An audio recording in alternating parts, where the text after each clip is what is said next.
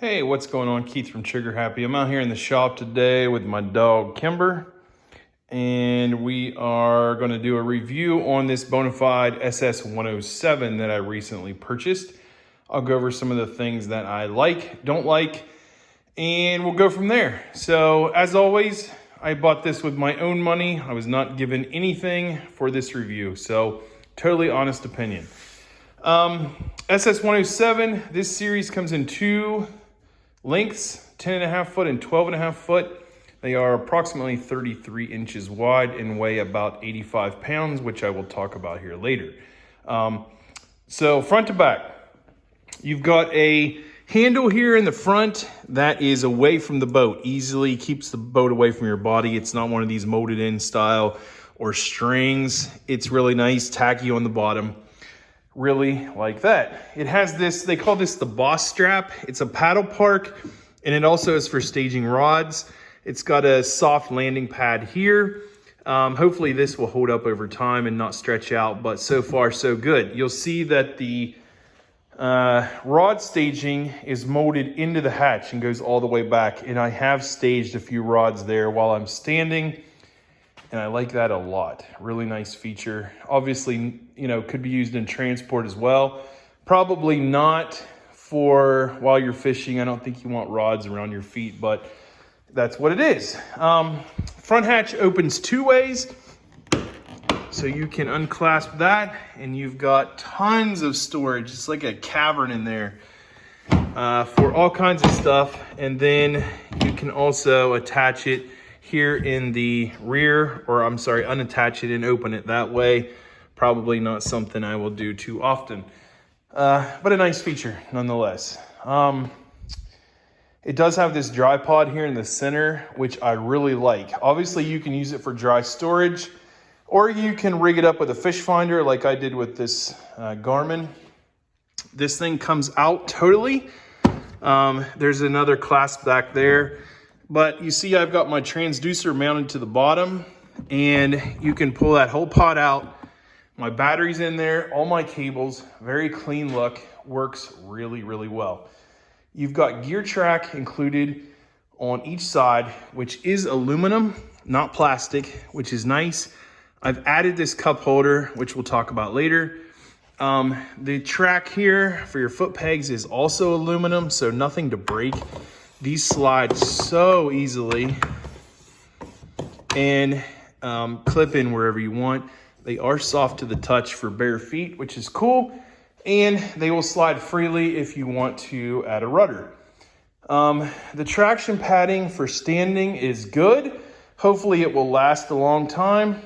I have stood and fished in this boat. It is quite comfortable and quite sturdy to stand in.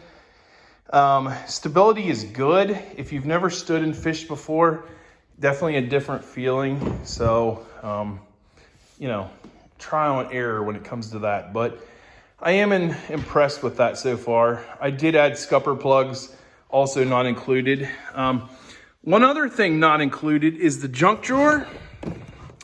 This is included on the SS127, but not the 107. It's a $50 upgrade. My dealer did throw it in with the purchase of the boat, which was nice. Very cool feature, tons of storage underneath. You see I've got some things leashed to my chair, but just for keeping anything close at hand, really, really nice. The chair, speaking of really nice, the chair is really the selling point of the boat, in my opinion. Super comfortable, very high. 10 or 10.5 inches off the deck in the high position. I don't know if you can find a taller chair in a kayak. It's awesome. It will go to the low position, which I'm not going to demonstrate, but I don't know how easy it would be to do on water. You've got to unclasp these and then fold the back down and fold the front under. So I'm not sure how well that would work on the water. Paddle parks with bungee on either side. Nice addition. There is cushioned padding on the gunnels here for standing on each side. I am definitely not interested in standing on the gunnels. I did add a black pack to this nice large tank well. You'll notice there's Yak Attack Mighty mounts back here. Those were not included, and I had to add those along with this Yak Attack rod holder. There is a hatch here for access to the rear of the boat. So if you want to mount a power pole or a rudder or a trolling motor, whatever you want to do, that gives you access. You've got another handle here on a bungee that keeps it out of the way when you're not using it. Really nice, just well thought out things. So things I like about this boat. Number one, the seat is super comfortable, really high, all day fishing, really exceptional seat.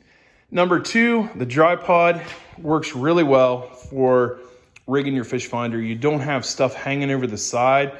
I was looking at New Canoe, I was looking at a few others. I don't want my transducer hanging off the side. I don't want anything on the side. So the dry pod works really well.